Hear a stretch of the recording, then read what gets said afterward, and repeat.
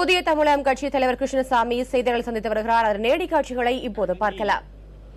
வாக்காளர்களுக்கு விளங்கி அந்த வெற்றியை தட்டி பறித்து சென்றிருக்கிறார்கள். ஒரு ஜனநாயக நாட்டில் நியாயமாக நேர்மையாக தேர்தல் நடைபெற வேண்டும் என்பதுதான் ஆர்பி ஆக்ட், அதாவது representation of the people's act என்ற 1951ஆம் ஆண்டு சட்ட விதிமுறை ஆகும். எனவே ஓட்டப்பிடாரம் சட்டமன்ற தொகுதியில் 493 வாக்குகள் மட்டுமே குறைவாக பெற்று நான் வெற்றி வாய்ப்பை இழந்ததாக அறிவிக்கப்பட்டது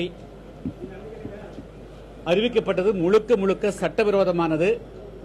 எனவே இப்பொழுது அதிமுகவை சேர்ந்த வேட்பாளர் வெற்றி பெற்றதாக அறிவிக்கப்பட்டிருக்கிறது. அதை ரத்து செய்து அங்கு மறு வாக்கு எண்ணிக்கை நடத்தப்பட வேண்டும். பல வாக்குச்சாவடிகளில் மறு வாக்குப்பதிவு செய்ய வேண்டும். அதேபோல தேர்தல் நேரங்களில் எதிரி, அதாவது ஆளுங்கட்சியை சார்ந்த வேட்பாளருக்கு உடந்தையாக செயல்பட்ட உளவுத்துறையை சேர்ந்தவர்கள் மீது வழக்குப்பதிவு செய்து அவர்கள் மீது நடவடிக்கை மேற்கொள்ளப்பட வேண்டும். அதேபோல உதவி தேர்தல் அலுவலர் செந்தூர்மணி, அதாவது இன்றைய அமைச்சர் சண்முகனுடைய உதவியாளராக செயல்பட்ட செந்தூர்மணி என்ற தாசில்தாரை பதவி நீக்கம் செய்ய வேண்டும். அதேபோல போஸ்டல் வாக்குகளை முறையாக ஆசிரியர்களுக்கும் அரசுக்கும் அனுப்பாத அதிகாரிகள் மீதும் நடவடிக்கை எடுக்க வேண்டும் என்று உள்ளிட்ட பல கோரிக்கைகளை முன்வைத்து இன்று தமிழ்நாடு தலைமை தேர்தல் அலுவலர் ராஜேஷ் லக்கானி அவர்களை மதியம் 12 மணி அளவிலே நானும் டாக்டர் அன்பழகனும் வழக்கறிஞர் கண்ணன் பாஸ்கர் ஆகியோர் நேரடியாக சந்தித்து மனு அளித்திருக்கிறோம்.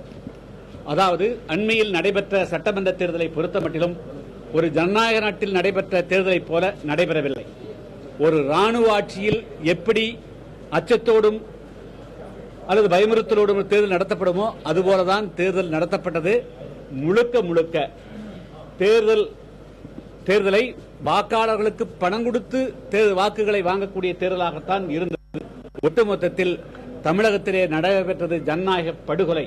எனவே குறிப்பாக ஓட்டப்பிடாரம் சட்டமன்ற தொகுதியை பொறுத்தமட்டிலும் நான் வெற்றி பெற்ற பிறகும் கூட வெற்றி பெறவில்லை என்று மேலிருந்து கொடுத்த அழுத்தத்தின் காரணமாகவும் உத்தரவின் காரணமாகவும் மாவட்ட ஆட்சியர் ரவிக்குமார் அவர்கள் ஆளுங்கட்சிக்கு சாதகமாக செயல்பட்டு எனது தேர்தலை அவர் ஆளுங்கட்சிக்கு சாதகமாக பயன்படுத்திக் கொண்டார். எனவே அங்கே மறு தேர்தல் நடத்தப்பட வேண்டும், மறு வாக்கு எண்ணிக்கை நடத்தப்பட வேண்டும் என்று தேர்தல் ஆணையர் ராஜேஷ் லக்கானியிடம் மனு கொடுத்திருக்கிறோம். எங்களிடத்தில் ஏறக்குறைய 20 நிமிடத்துக்கு மேலாக பொறுமையாக அங்கு என்ன நடந்தது என்று கேட்டறிந்தார். நாங்களும் கடந்த 20 ஆண்டு காலமாக தமிழகத்திலே நேர்மையாக தேர்தல் நடைபெற வேண்டும் என்பதை ஒரு கொள்கையாக கோட்பாடாக கருதி பிரச்சாரம் செய்து வருகிறோம். இந்த தேர்தலில் ஒரு சட்டமன்ற தொகுதிக்கு 5,5 கோடியிலிருந்து 40 கோடி ரூபாய் வரையிலும் செலவழித்து